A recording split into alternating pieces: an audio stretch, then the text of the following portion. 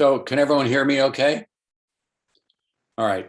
So it is August 27th, 2021, and I want to welcome everybody to this week's Art Alliance for Contemporary Glass MeetUp. This is our weekly meetup that has started almost a year and a half ago, maybe a little bit more actually. These are our virtual meetings, which has kept us engaged during the pandemic. Today this is part two. 2 weeks ago, we were fortunate enough to have Katya Heller and Leslie Ferrin discuss a fairly unique collaboration of contemporary glass, of two galleries representing contemporary glass and contemporary ceramics. They've graciously agreed to have part two today, where we will focus on three of their artists. 2 weeks ago, and those of you who didn't see this 2 weeks ago, you can see it on the AACG YouTube channel. Was more of a survey of all of the art that they were representing in their two galleries in New York and in Massachusetts. There were 22 artists, I believe, and over 140 works of art. Where today we're going to focus on three artists, and I'll let Leslie and Katya introduce them in a minute. All of you of the AACG membership are clearly familiar with the Heller Gallery and Katya Heller and Doug Heller. Katya has been is relocated from Czechoslovakia to Seattle to New York in 1999, and has been co-director of the Heller Gallery since. I just want to also mention she is currently the chairman of the board of Urban Glass in Brooklyn, New York as well. Leslie, who has represented ceramics since 1959 at Ferrin Contemporary. She's had several locations, mainly in Massachusetts and Northampton and Pittsfield. And for the more recently, she has been on the sprawling campus of MassMoCA, that's Massachusetts Museum of Contemporary Art, where she has Ferrin Contemporary located on that campus. And she's also involved with Project Art, which does artist residencies, and where she has a consulting service and has curated many museum shows in contemporary ceramics. And she's been representing ceramics from the 1950s on since 1979. So I want to thank both Katya and Leslie for bringing us part two, and turn over the program to Leslie at this time. Thank you, and thanks for giving me such a great introduction. It's been a long, many years, and the artists that we're working with and we'll be presenting today, I'm going to give you a little background on that. So I'm going to start by sharing my screen, and we're going to go right into, hopefully, the presentation. Can you confirm that you're seeing it? Sure. Okay. Except we're going the wrong way. Okay. Sorry, we're going to go back to the beginning.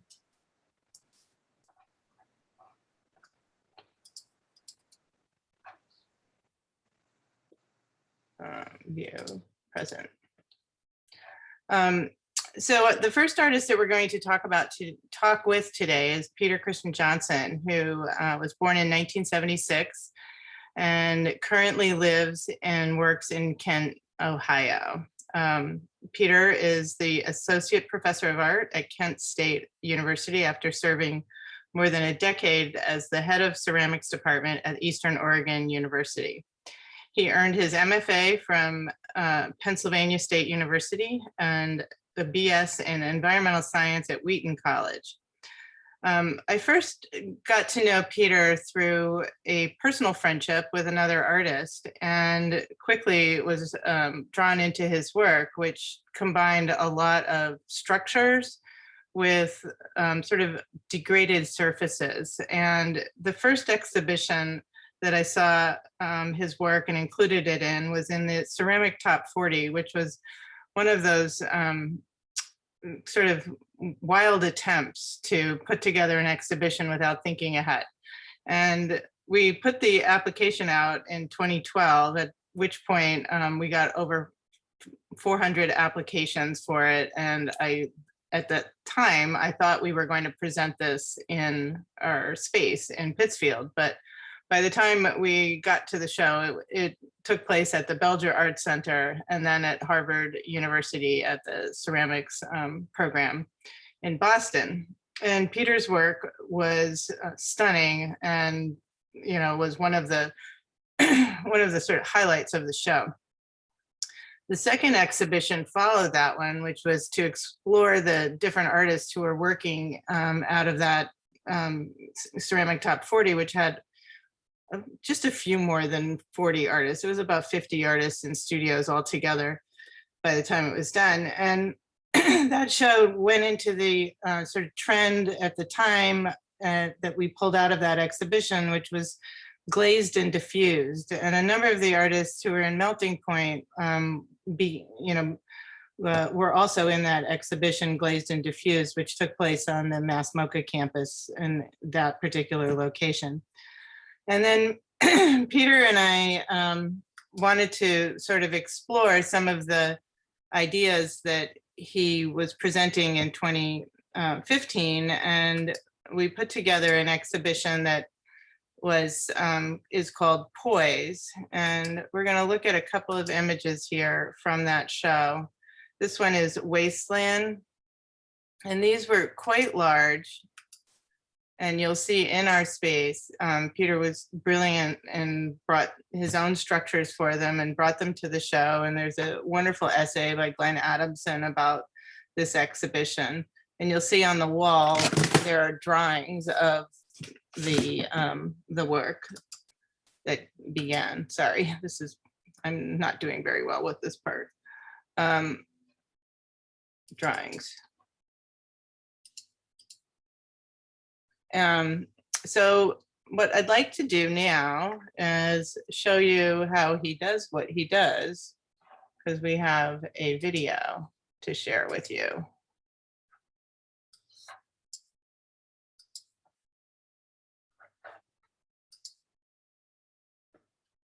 So Peter, feel free to jump in here and say hello and get things started.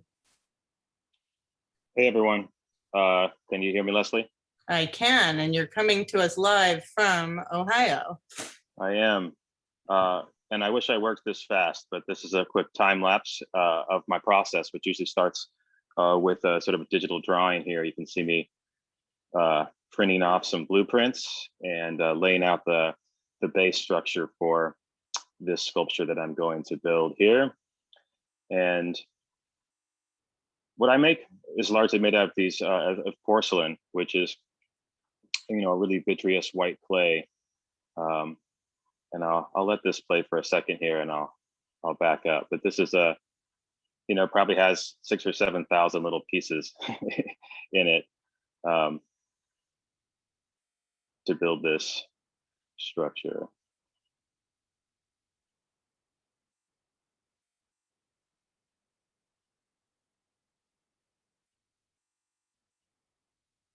So I'm going to stop the screen share and we're going to go to Peter. All right. All right, folks. So, hey, I really appreciate the opportunity to be here today. I'm hoping you all can hear me. Leslie, you tell me if you couldn't, right? Yep, we can hear you. So I am in Kent, Ohio. I'm the head of the ceramics program at Kent State these days. And since this is the Glass Alliance, I think y'all probably appreciate that this is where Henry Halem started his glass program in 1969. So we have an amazing glass program here as well. But I came through the back door to art. You know, I have a degree in science, and, you know, I grew up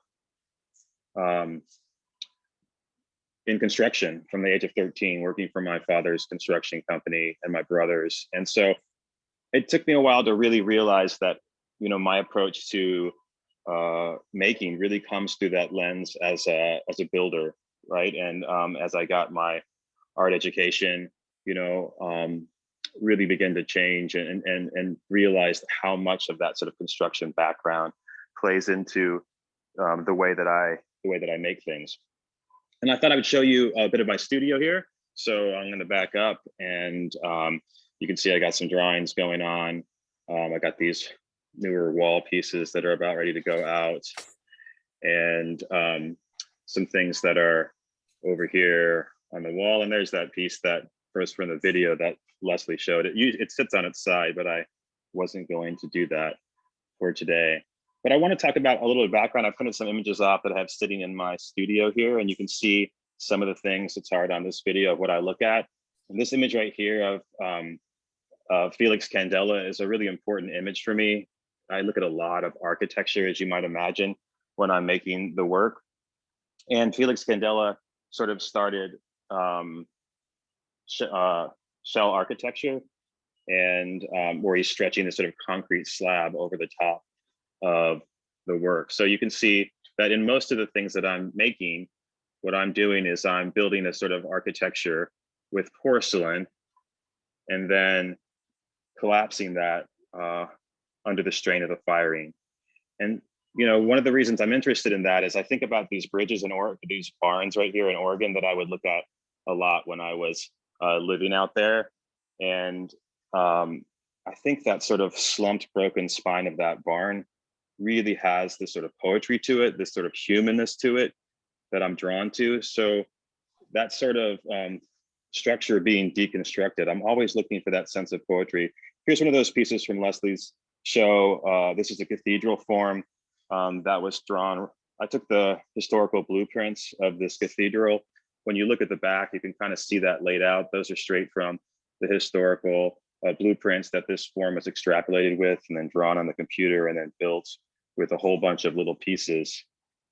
And I think what I do probably that's a little bit differently is I'm not just thinking about the glaze, I'm thinking about how the ceramic structure works. So I brought this piece out as an example because you can see this is a brick that's set on this form. Of course, I glazed the brick because yellow is a lot more interesting color than a normal brick color. But you can see that, at a high temperature, not unlike glass, porcelain has this sort of pyroclastic quality to it in which it begins to move and to bend and flex. And so I'm often building these sort of structures that I want to sort of deconstruct in the firing process.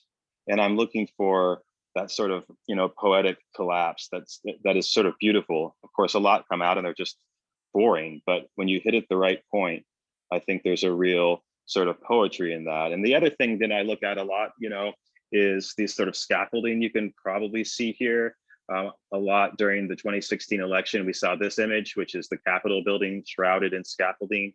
And I like that idea of construction and this act of labor that's really a big part of my work, where you can sense the, all the motions that come into sort of putting these pieces together.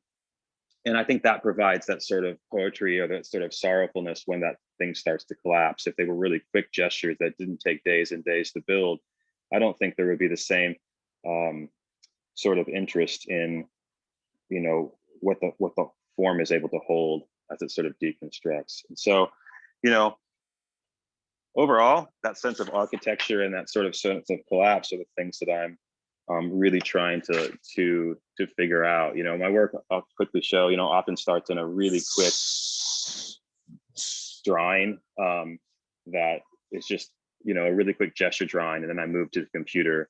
It took me a long time to get confident in my drawing skills, and then increasingly they become a part of my practice. But Leslie, that's the big picture, and I just wanted to give you guys a little glimpse into the studio. I'm happy to answer some questions, but Peter, there's a couple of questions about the glue that you use. So I think, given that it is probably not glue and it's glaze that we're getting asked about, can you just talk a little bit how you got to the, formulating this material that looks like glue but is really glaze? Yeah, sure. So you can see that this rounded form You know, it is glaze. So, but what I'm doing differently in some of these forms, like this one, is I'm applying it in a sheet.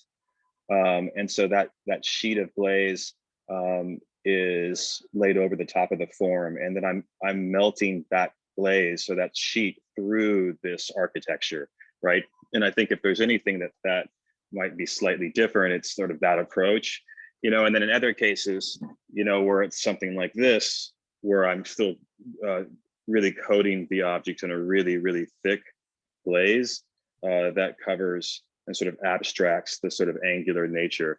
But if the question is what the glaze is, you know, it has a series of pigments in it, and it really comes from, honestly, years and years ago.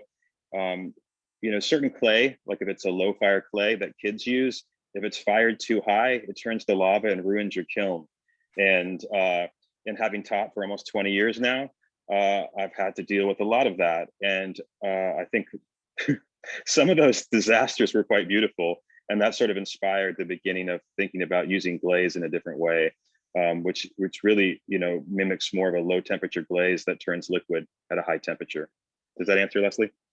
I think that does. You know, we answer that question all the time in the gallery, so I knew that was going to come up. There's another one that says, are the structural elements pre-fired before assembly, and how are they joined? Question mark glaze. All right, good question. Here, I'll move these little. Peter, can I just Yep. can I interject for a second? Can you also just out of interest and kind of to connect everybody, just talk a little bit about what the glaze and how close is that glaze to glass, I guess, is really the bottom line. Oh, yeah, great point. It's basically glass. So when you think about glaze in ceramics, it's silica, right? So what we're doing is the same thing that makes glass. We're using glaze. So a glaze is made up of glass. It's made up of silica, rather. It's made up of a flux that's going to change the melting point of that silica. The silica by itself obviously doesn't melt until a very, very high temperature. And then we add a tiny amount of clay to a glaze that allows it to fit and stay essentially vertical and stay on the side of a pot. But glaze is truly glass that we're adjusting to melt at a particular time. And have a particular viscosity, but you can adjust that viscosity. I mean, we could make it as you know, look exactly like glass, except in that case, it will run off of our work into a puddle, right? And then the different flux, the different it's potassium, sodium, calcium. Those things are used to adjust the melting point because we fire at different temperatures. And then porcelain, which has no iron in it, you know, has a little bit different pyroclastic nature. It's pretty vitreous at cone 10. I mean, it's quite close to glass in a way, and it has very little porosity, but it's very difficult to work with in the fact that it also starts to flex and move, and that's one of the things that I exploit in my process. And I don't pre-fire it, so this is what it looks like, right? This is leather hard chunk of porcelain. Pretty boring, but yeah, it's kind of like building something with a bunch of toothpicks, if the toothpicks could dissolve. And I'm attaching it with slip. So, you know, I was going to show you the dirty part of my studio, but like I have all of these ketchup bottles that I'm using to have a liquid clay as a binder between every bit of leather hard clay. And so, you know, in that video, that short video you saw, I'll build a bunch of components, and sometimes the components are made up of a number of other components. But yeah, it's all this. So, but when it's fired, it's all strong. So I think there's the misconception of fragility. You folks in glass aren't that scared of fragile things, but it's not that fragile, really. So yeah, there you go. I think one of the things that we've noticed in the while showing the work is people ask the difference between the breakability between ceramics and glass. And, you know, I'm always like, shh, don't talk about breakability, you know, it's like, you know, that's like spooks everybody. But I think with the ceramics, the difference is that glass shatters and ceramic breaks, and it can be brought back together and disguised with, glaze, and it can be refired. And there's all these, additive, processes in ceramics that, I mean, Katya, maybe you could talk a little bit about that, permanence and fragility in glass versus ceramics. But, what Peter just did is something that I do naturally. And I learned not to even touch the glass in the same way that we touch ceramics. Yeah, I mean, I think that glass is obviously fragile in some permutations, although it's very strong. It doesn't stain the way that certain kinds of porcelain and ceramic stain, but it is certainly breakable. So it is strong and breakable. So it's like a permanence and impermanence is part of its DNA, I think. And at the same time, it's the oldest artifacts in the world. I mean, is ceramic optics more or less, and just because it predates glass technology, but it's also going to be around forever. So it has this really incredible permanence as well. The paintings will be long gone and our things will be sticking around, both glass and ceramics. Yeah. And thank you, Peter, for the explanation about the glaze. I think that's really helpful and kind of summarizes what you guys are working with. Yeah, thank you. Great. Katya, do you want to take it from here? Yeah, so we thank you, Peter. Thank you, Leslie. Again, I'm here in New York at Heller Gallery. You can see Peter's work behind me, and then Raymond's work, actually, if you can see it way in the back. Maybe I'll have to move up there when Raymond talks and point it out a little bit. But I am here to actually introduce Laura Kramer, who is joining us from Rhode Island today. Laura is an artist we have represented for about 6 or 7 years now. She is somebody who has been, actually, I spoke to her yesterday, and the amazing thing was that she must be amongst the most erudite artists we represent. She holds degrees from the Rhode Island School of Design, from Ohio, and from Columbia University. Her MA in Anthropology and Material Culture is from Columbia here in New York City. She has also worked at and moved around this country and internationally to pursue her work in glass. She said that she started actually by studying at FIT, and at the time was interested in stained glass, and went to the New York Experimental Workshop, now Urban Glass, which was then on Mulberry Street, where she said, and I quote, "The furnace lured me in," and she started working with glass. She subsequently worked at Inferno Studio in New Orleans, and also traveled as probably one of the few Americans, and worked on an ongoing basis and for some time at the Kitengela Hot Glass studio in Nairobi, or outside of Nairobi, Kenya. So she has vast and broad experiences. Her work is about exploring the liminal between organic blown forms and organic nature and material, natural material itself. Laura, do you want to, and I should say that Laura, aside from her artistic practice, also has a production practice as well. But she will show us around her studio a little bit, and we will also show some of her work. Laura, are you here? Are you there? Laura?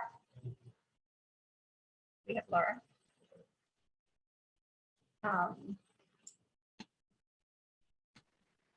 Not. Can you hear me? Yes, we can hear you now. Great. Okay, great. Fantastic. So, sorry. So welcome to Pawtucket, Rhode Island. This is my studio, and see, this is the entrance with all of my like influence wall imagery. things where I've traveled, shows. So let me see if I can do this. So that's kiln. Sorry, I don't know how to flip it. My furnace, which is really needs some love. And I'll just take you on a little tour on the messy part. The bench. So we'll walk to also my flame working that I do. And here's the table where I've done all the work in the studio. A lot of work, I go to another studio or a couple different studios to blow larger pieces because my furnace just can't handle it, and I don't need such a big furnace all the time. So these are some new pieces that I'm working on. The fruit kind of, I don't know if you can see that. There you go. Some glass fruit pieces. And then these are new pieces that I'm working on also along the lines of drip. So the way I work is I pull a bunch of cane, and I can show you the, let's see, my well-used ladders for the cane. And I pull a bunch of different cane, and then I put it all together in colorways and use it almost like a painter's palette. So here's this, you can see.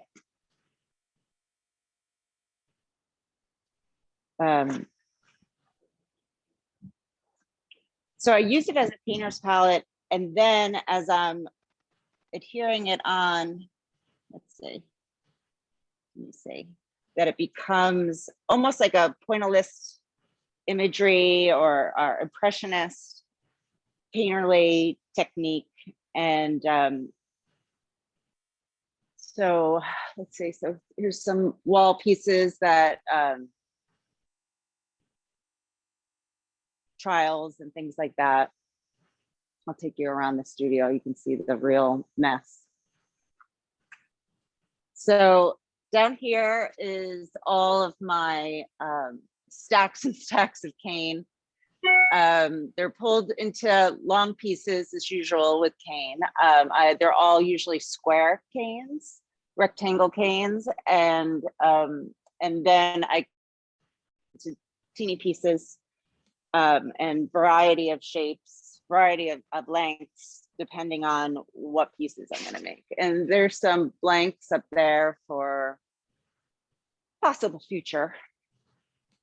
So we'll go into this other area. And here's all the color, massive amounts of powders and colors and things like that. And on this side is all of stacks and stacks of nature objects that I use in my work. Up there is nests that I have that are either ready to go or working on. More nature with glass pieces. Laura, do you want me to show And then over here, more finished work. These are pieces for my curiosities. I don't know if you can see that all right. Mm-hmm. And then we'll start here, which is, let's see if I can get that. My, sorry. My curiosity box. So you can see all the different techniques that I've used in this, mixed media pieces, natural bark, stone, nests, things like that. And then magnolia, and then bronze castings that I've done. Just gonna for a moment. Bronze castings that I've done also. Oh, there's the Chair, image. I And have a better picture of that, so I thought maybe. so it goes from glass that I also will blow, flame work, cast, and then also using different types of glass, borosilicate, soda, and fiberglass. Also, there's a couple pieces using fiberglass as almost like a bonding technique. That's one of my nests, and it's called Memento Mori, which this started with when I was in Kenya. I came across a small kind of old bee's nest, and it became a starting point for this larger piece. This is one of the nicer, larger ones. Okay. And then this is my crystal bowl, kind of a take on the crystal bowl in different ways. And the glass, you can see it's blown with silvered, and then the crystals pour out over the side. This is this, I call it a Stevenite Horn. And the piece was inspired a lot by the curiosity cabinets, and thinking, oh, is this a black unicorn or something like that? And it's almost a fanciful shape. So. This one is Soda Light, an indigo puff piece. It's one of the earlier pieces I've done. Now I've broken away and I work with all the different colors, but here you can see the earlier work where it's all solid indigo color. Yeah, we should say that's a 2015 piece, this one. And this is a series of the encrusted shipwreck pieces that I've done, influenced by my island digs that I did. I was in St. Eustatia, which is near Saba and St. Bart's. And that island was just littered with artifacts and fragments, and it was just an amazing place. So that's where these came from. I actually have some other ones in the studio. I can show you the other later. This is rose quartz strip, one of the earlier pieces of where I moved away from the defined shape and was looking at glass as more of a liquid. And the series became almost like creatures that were crystallized. And here is where I began working in the painterly techniques. This piece is sulfur. Here are these two pieces, separate pieces that I've put together, and they're almost like a mating couple here. Tourmaline, another creature form comprising of two pieces, and working with paints in the painterly manner again. And again, this is 2018, but this piece is a more recent one, right? This piece is more recent. Azurite, it's one of the series I worked on during quarantine, where I built from individual pieces that I could work on myself without any assistance and in the studio. So it almost became this growth coming up rather than dripping down. And, you know, maybe I can look into it as a psychologist, like, oh, it's being optimistic or something like that.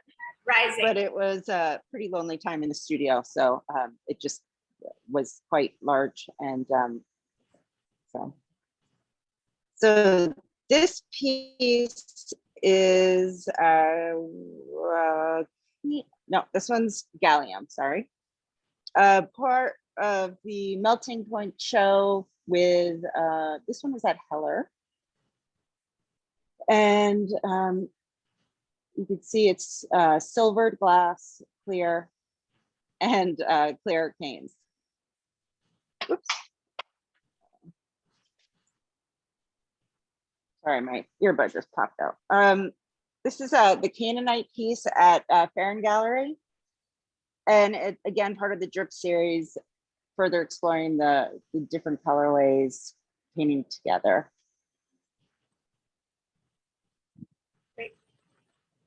think that's So it. Katya, if you want to come back to my imagery and then I can show you. Oh, There we are. I can't hear you, but so here are some of the other pieces in the studio. This is the aspirate piece that it's, let's see, it's kind of hard to show. Pull back there, but you can see the detail. So let me show you this. This is the bowl of fruit that I've been working on. And then we can go to some more encrusted bottles and some nature pieces, glass with nature. And then if you can see this is a wall piece actually. Oops. Sorry, this is a wall piece of canes in flame worked glass.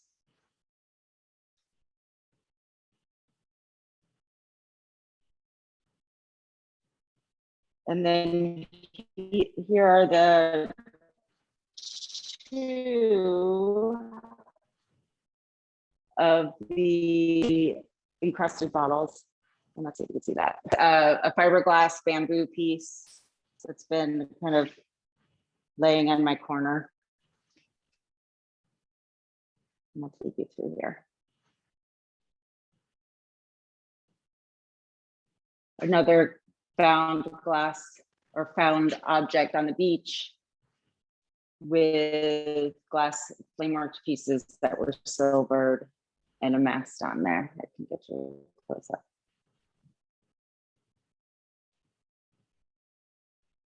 And this piece here is another wall piece that is with tubes, glass tubes, and all nature inside. And then, let's see.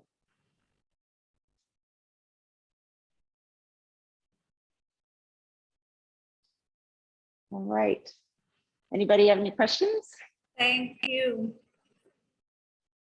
Any questions for Laura?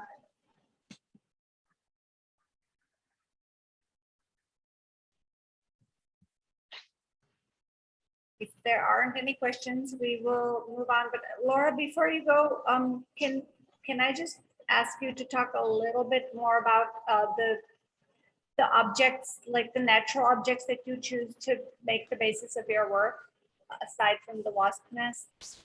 Sure. So a lot of I live right near the beach in Rhode Island. And so a lot of that is stuff that I find. Most of it is everything I find or hiking and things like that. This is I don't know if you can see it. The sweet gum thorns, pine cones. So a lot of it is all things that I find and that interests. Yeah. Okay. Well, thank you so much. If anybody has any more questions for Laura later or that come up during the rest of this presentation, please just put them in chat and we will ask her. Laura will stay with us, even though it even though it is very warm in her studio. Thank you so much, and I'll pass it to Leslie, who will talk with Raymon Elozua. Hi, that was great. I'm learning along with everybody else because this is new work for me. And thank you, Laura, so much. So Raymon is one of the people that I've known the absolute longest in my career. As an artist myself, I worked in glass and ceramics, and in the 70s, I would go to things like the Rhinebeck Craft Fair or to the WBAI, that'll really date me, craft fair in New York. And I actually acquired one of Raymon's pieces as a student. I was so inspired by his the fact that he did not use a wheel, which at the time ruled the studios, and everything had to be round and symmetrical. And so Raymond showed me the way that you could work with slabs, and it didn't have to be, it didn't have to stand up straight. And so they, jump up, 20 years, and I continued to follow him and his acerbic wit, which I'm going to switch, and we're going to do a little bit of a tour of some of the works that, sort of fulfill that description. So Raymon Elozua, all right, we're going to do the screen share here, and hopefully it'll go a little smoother. Okay, presentation view. So this is in the gallery now, surrounded by two other artists that we work with, Paul Scott on the left and Robert Silverman on the right. So Raymond was born in 1947 in West Germany. He currently lives and works in Mountaindale, New York. He studied political science, sculpture, and theater at the University of Chicago, 1965 to 1968. These diverse and varied interests still hold a place within his visual arts practice, encompassing glass and ceramics, metal sculptures, photography, and overall interest in historical ephemera.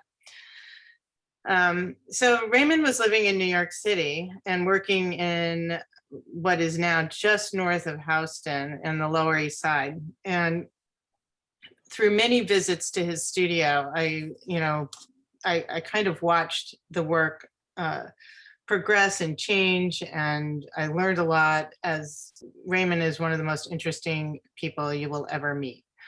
In 2002, this is a piece he was doing which was actually a reissue of earlier works, which were these water tanks, and this one's a reissue, which means that he had made them earlier in his career, and now in 2002 he made a new series. In 2003, he had a retrospective exhibition at the Mint Museum, and we still have these catalogs if anybody is interested in acquiring them. It's a wonderful catalog that traces his, basically the development of his work. And these, for the most part, are pieces that are owned by the Mint Museum and are frequently on view. But back to his sense of humor that came through his work, he did a series of billboards. And this one actually features the Mint Museum. So it's called What's New. It has the career survey, even the word Zoom, which, now means something completely different than it did in 2002. And the coupons to acquire his work with the barcodes and images of work that was in the exhibition. This is another early piece, which is, it's a teapot and TV, and again, around 20 inches tall. And this piece is kind of, it's like one of those, this is not a teapot, sort of making fun of, I think it was, anyway, the image of the pipe is, this is not a pipe. And so a lot of artists have used that as a taking off point, and you can see the spout in the middle, and the TV is the structure. And then this year we got the opportunity to see 3 of his pieces that are now at the Met, and they're on view through this weekend. And if you're anywhere near New York and you haven't seen this show, you still have a few days.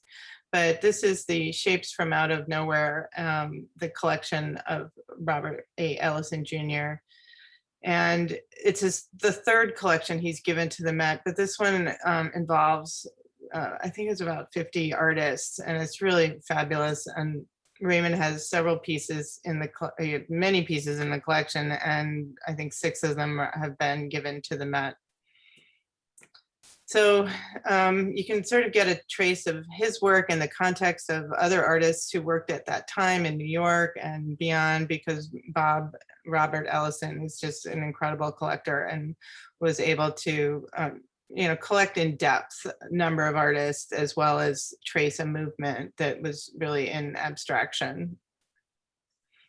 And then in 2019, I think many of you are well familiar with the New Glass Now show. I encouraged Raymond to apply for the exhibition because he had started working with an artist to blow components of his work. And so there's wonderful Susie Silber and the New Glass Now show and the piece that is currently on view at Katya's gallery.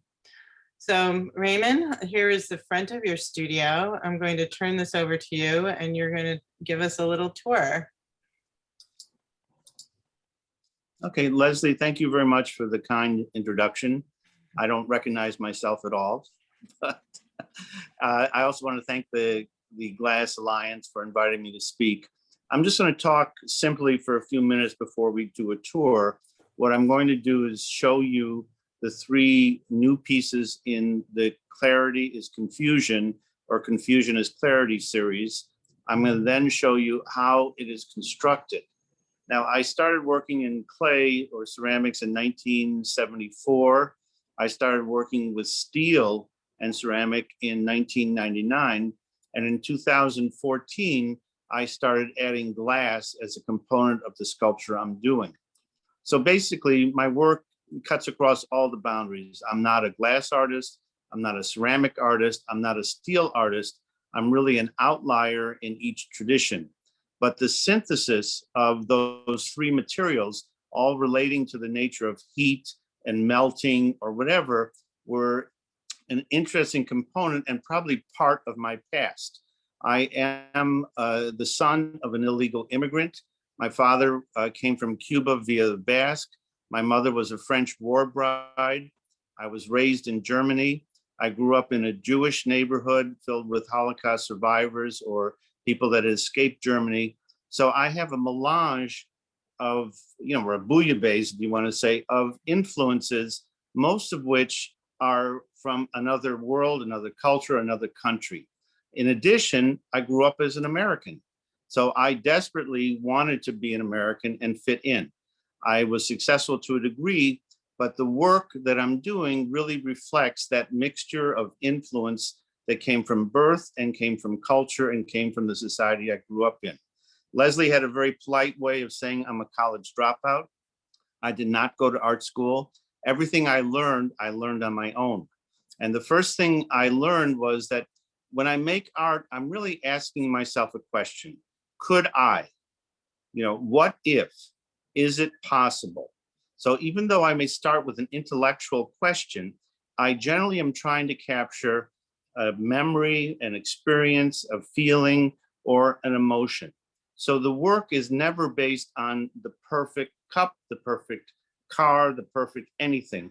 It's really trying to reflect the craziness of human existence.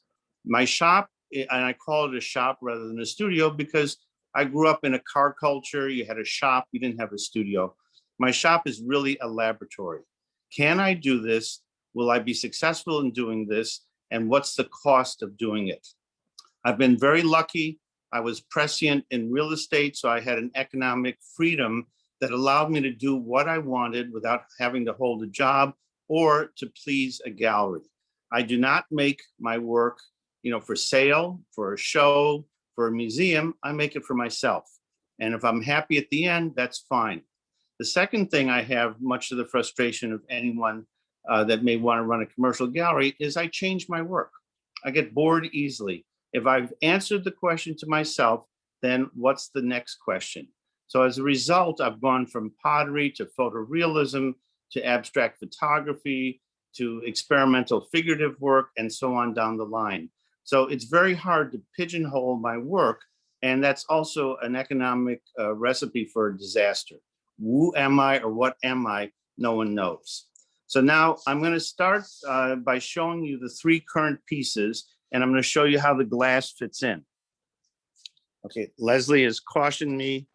Okay, I got to reverse the camera. There we go. So this is an overall shot of the studio. It was a two-car garage, and I moved up here in about 2006, 2007. because I was running out of space down in Little Italy, or as it was gentrified, it became called Nolita. Okay, you can see 3 complete clarity and confusion. I call them CIC pieces. That's easier. And I'm working on a sort of a large poem about chaos and clarity. So I'm going to come over here first, because this is where I keep my what do you call it, inventory of glass shapes. I was very lucky in 2013-14 to bump into a glass blower, Lauren Silverman. He has his own company called Eidos Glass. And Lauren works in a very architectural way of doing lights, chandeliers, and wall sconces. He was then blowing glass in Corning. And I asked him, can he blow glass into a wire cage? So what you're seeing here are components that we worked with. I created a wire cage. I had a post on the wire cage, and then Lauren, with an assistant, blew the glass in. Now, the only dilemma I had was that I had no understanding of glass. I soon learned that it's a very, very difficult medium. We were lucky, there was no technical issues. The glass went into the forms without any problem, and they left me with a number of shapes that I could then add to my steel sculptures. The first series was called R&D. On Leslie's website, there's a catalog of that work. Larry and Rita were early fans of the work, and I really was grateful to get a positive feedback from what I would term an adventuresome collector, because it certainly was not that much about glass. So essentially what I do is I start with a welded structure, and that structure has a core to it. And then from that core, I like to use grids or wire mesh, and I add that to it. I then find a place to put the glass. So in this case, I have a large piece of glass. I will show you on another piece how the glass disengages for shipping. Now, one of the issues in working with ceramics is you have a box that you fire the work into. And the second series I did, called Tri-Harmonic, which is really about mixing the 3 materials very tightly and very closely and adding mirror to the work, was really how much glass, how much mirror, how much steel, how much clay can I put together? But I quickly reached, and here's the mirror, you're seeing the reflection of the back of the studio. I quickly realized that the box of the kiln was limiting me. So in a moment of inspiration, or later I would, okay, I'm losing something here, Leslie. I think somebody has hit their screen share. Somebody named Beth. That's Highland. That's if you can if you can stop sharing. Okay, There we perfect. go. I can see what I'm doing. So I realized that since I'm working with steel, I could add pieces after the piece is fired. I'm not limited to the kiln.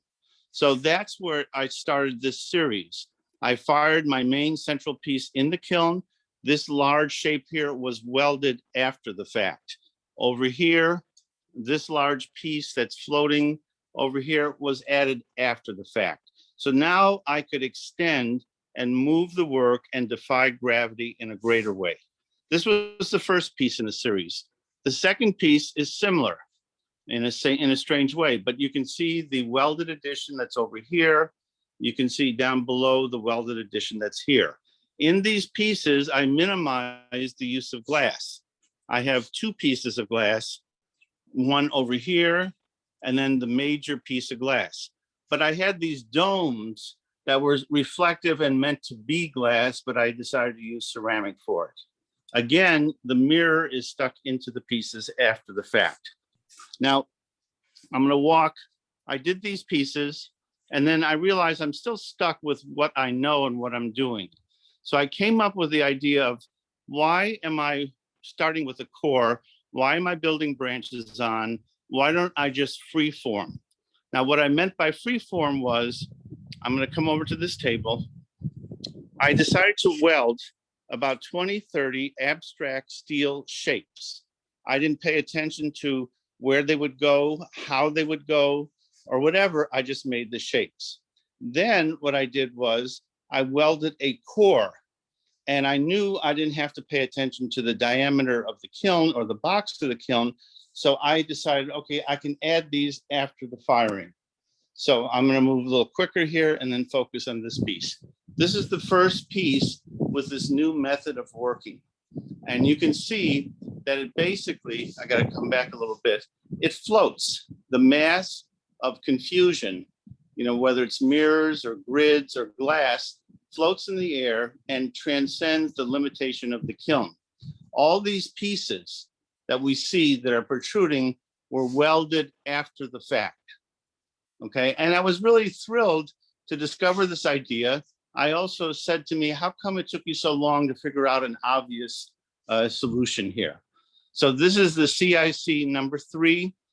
Larry asked me to show how the glass comes out, and you can see, okay, it's pinned in place.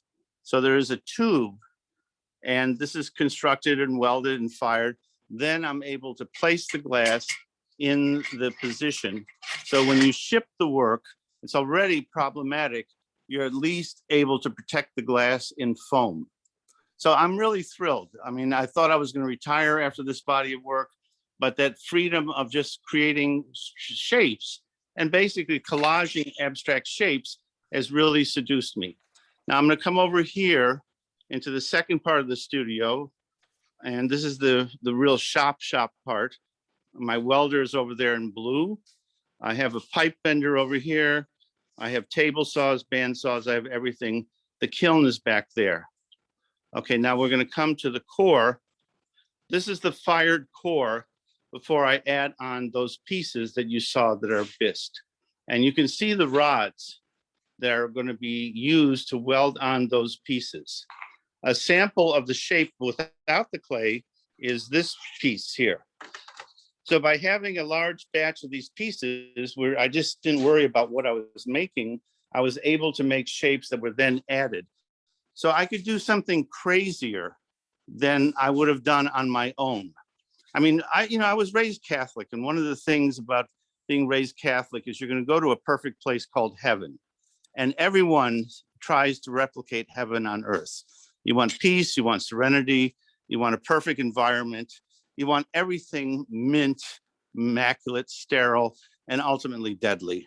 And so this work, in a sense, is really anti-heaven. It really is showing life on earth in all its messiness. And also, when I spoke at Leslie's, one of the realizations that came to me was that a lot of my work, my mother went through World War II. She suffered like a lot of people. And that suffering came out later when she was raising her children. She couldn't help herself. You know, she just was a victim of a war, much like the soldiers coming back from Iraq or from Afghanistan. But my father was a soldier. He fought in the war. So he had a very quiet, stoic energy. So I began to associate the steel with my father. Okay, it bends, it warps. And I associated the clay with my mother, very emotional, very vivacious, very loud. And then I realized that the class became me. I am the positive outgrowth of two individuals who met after the war and dealt with the aftermath of the war as best they could. And me, their son, also my sister, the daughter, was able to utilize that crazy energy and come out with a positive reflection. I mean, there's a beauty in decay. There's a thing, you know, in photography where you photograph the ruins of, you know, bungalows, of hotels, of factories. And there's something that we acknowledge that, you know, we are going to die. We are going to not survive. And that reminds us of our mortality. So in any case, this is the overall shot. You can see the pieces. I'm going to fire them this week. I will finish my fourth CIC piece, and then I will make a decision about what I do next. Okay, any questions? Feel free to ask. So one of the things you will be doing next is a lot more of these Zooms, since you've clearly mastered it this week. I am very impressed because this was a first time effort with me and Raymond being able to work this way. And the reason he'll be doing these Zooms is that there's going to be an exhibition at the Everson Museum that opens next fall that will fully illustrate this amazing life and body of work that spans so many decades. So stay tuned for longer Zooms and a really fabulous exhibition that will hopefully be traveling the country in different forms. And if you would like to poke around in Raymond's websites that he's formed, if you go to our gallery webpage, they're linked, and Raymond has also created his own webpage that links probably 8 different collections that he's created that span photography of bungalows, chicken coops, and things that he collected off the street, like washing machine agitators and Rusty buckets is the best. so thank you so much, Raymond. This was great. We should just say that for those of you who don't know this, the Everson, it's in Syracuse, New York, which is actually just a not very long drive from Corning, New York. So if you are in Corning, you know, you could make it a twofer. And I think it's wonderful that the two museums are so close to each other, because the Everson specializes in ceramics and obviously Corning in glass. So it's hopefully one of the professional tours will take us all there during the time that Raymond's show is on view. Okay, Leslie, just one note so that people know, if you want to see an overview of the new glass work and how I came up with steel as a component, there's a catalog on Leslie's website called The Origin of Steel. And it's basically a summary of the influences and the different pieces that were made using steel. And then later on, the first 2 series, the R&D series and the Tri-Harmonic series. And Leslie has it for free. It's on Issue, and you can browse it at your leisure. Okay. I just want to thank Raymon. It's great to see you again. And can you hear me? Yes, I can. Okay. And I want to, I really want to give a special thanks to Katya and Leslie for coming up with this concept of this collaboration and the exhibition called Melting Point, which opened in New York on June 24th and in Massachusetts on July 24th. And it's going to be, I believe, till mid-September. Is that correct, Leslie? September 24th. September 24th. 25th in New York and 26th in the Berkshires. Okay, so it'll go to the end of September, and you'll have a chance to see this work online and hopefully in person at each of the galleries. But I think the concept of the collaboration is somewhat unique. And I especially want to thank Peter and Lauren and Raymon for taking the time to share their backgrounds and their work with us. Are there any questions from the group before we close things out? So I think we're going to go off recording soon.